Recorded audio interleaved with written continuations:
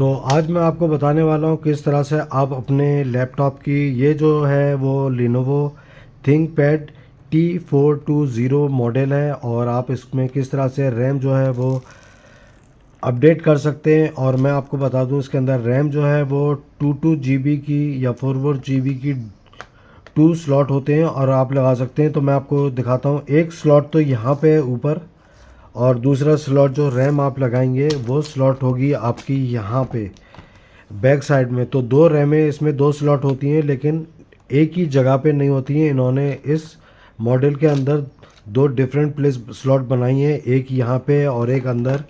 इसमें कीबोर्ड हमें हटाना होगा, कीबोर्ड के नीचे लगी हुई है एक रैम। तो मैं आपको दोनों रैमें दिखाता हूँ किस तरह से आप रिप्लेसमेंट कर सकते हैं। तो सबसे पहले हम बैक आते हैं, बैक आने के बाद सबसे पहले हमें ये वाला स्क्रू, एक स्क्रू ये ओपन करना है सिर्फ।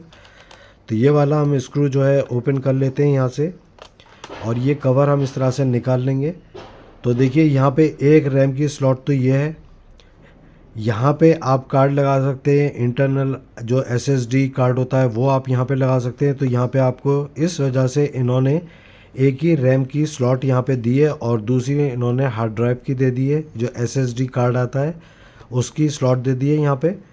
तो उसको आप यहाँ लगा सकते हैं। तो देखिए रैम कैसे निकलती हैं। तो ये आपको यहाँ पे पिन दिख रही होंगी, इसको हम पीछे की तरफ पुश करेंगे। पुश करने के बाद देखिए रैम अपने आप ऊपर उठ जाती है और ये हमने रैम इस तरह से निकाल ली। तो इस रैम को आप जो है मैक्सिमम इसमें जो होती है मैं आपको दिखा देता हूँ। ये जो है PC3 इसके अंदर है और मैक्सिमम 1 स्लॉट पे आप जो लगा सकते हैं 4 GB की लगा सकते हैं।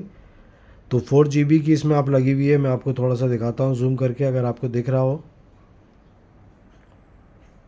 मैं लाइट ऑफ करता हूँ इसकी। ये देखिए 4 GB की है ये और PC3 है ये। तो इसको तो मैंने ये दिखा दी है। तो इस रैम को मैं यहाँ पे वापस लगा देता हूँ या अभी निकाल लेता हूँ इसको। और उसके बाद क्या करना पड़ता है, आपको दूसरी स्लॉट पे जाने के लिए आपको ये वाला स्क्रू खोलना पड़ेगा। ये कीबोर्ड का है और ये भी कीबोर्ड का है। तो ये स्क्रू आप ओपन करेंगे यहाँ से। तो ये स्क्रू आपको पीप ओपन करना है कीबोर्ड खोलने के लिए हमें। तो ये देखिए ये भी स्क्रू ओपन हो गया है। तो ये रैम जो है यहाँ रखी है, अभी एक रैम यहाँ है और दूसरी मैं आपको दिखाता हूँ कहाँ है। तो ये स्क्रू मुझे इस तरह से यहाँ पे थोड़ा सा निकालना पड़ेगा। ये देखिए यहाँ पे आ गया है, ये निकल गया है बाहर। इसको भी मैं साइड में रख देता हूँ। उसके बाद ये देखिए स्क्रू जो था ये वाला निकाल दिया मैंने। अब मैं इसको ऊपर से जाऊँगा और इसको ओपन करूँगा। ओपन करने के बाद हमारे दोनों स्क्रू जो हैं, एक स्क्रू यहाँ पे होता है ये ओपन हो गया है और दूसरा स्क्रू मैंने आपको दिखाया था पीछे था वो ओपन हो गया है। अब हम क्या करेंगे, इसको पीछे ऐसे स्लाइड करेंगे। स्लाइड करने के बाद ये देखिए आराम से कीबोर्ड आ गया है। और कीबोर्ड आपको कुछ नहीं करना है, सिर्फ आप ये वाला जो ब्लैक कलर का ये है यहाँ पे आप देखेंगे एक रैम यहाँ पे लगी हुई है। इसको भी मैं दिखाता हूँ। तो दूसरी रैम यहाँ पे है इसकी। इस तरह से हम इसको पुश करेंगे बैक साइड में। ये देखिए रैम आ गई है और एक स्लॉट ये हो गई है और एक स्लॉट पीछे थी। तो ये देखिए ये भी रैम है और ये भी 4 GB की है PC3, ये आप देख सकते हैं यहाँ। और दूसरी रैम ये है। तो 2 स्लॉट होती हैं, एक कीबोर्ड के नीचे और एक बैक साइड में। तो ये देखिए अब मैं इस वाली को लगा देता हूँ रैम को। ये रैम जो है यहाँ लगेगी। तो ये इस तरह से यहाँ पे हम रैम लगाएंगे इस तरह से और इसको सिर्फ हमें ऐसे उंगली से प्रेस कर देना है। और ये देखिए रैम इसमें लग चुकी है। उसके बाद हम ये बंद कर देंगे।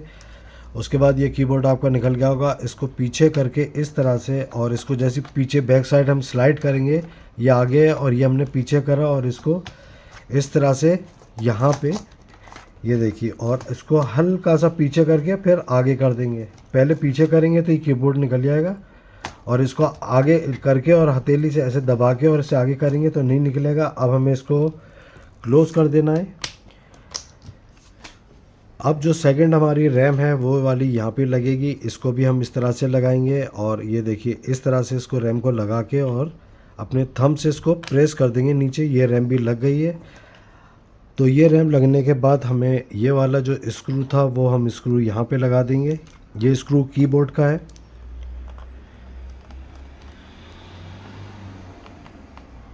ये देखिए मैंने लगा दिया यहाँ पे। उसके बाद ये कवर है हमारा। तो मैंने आपको दो दिखा दिए इसमें स्लॉट, एक यहाँ पे और एक कीबोर्ड के अंदर, किस तरह से आप अपनी रैम को जो है अपडेट कर सकते हैं। तो मैक्सिमम 8 GB सपोर्ट करता है ये।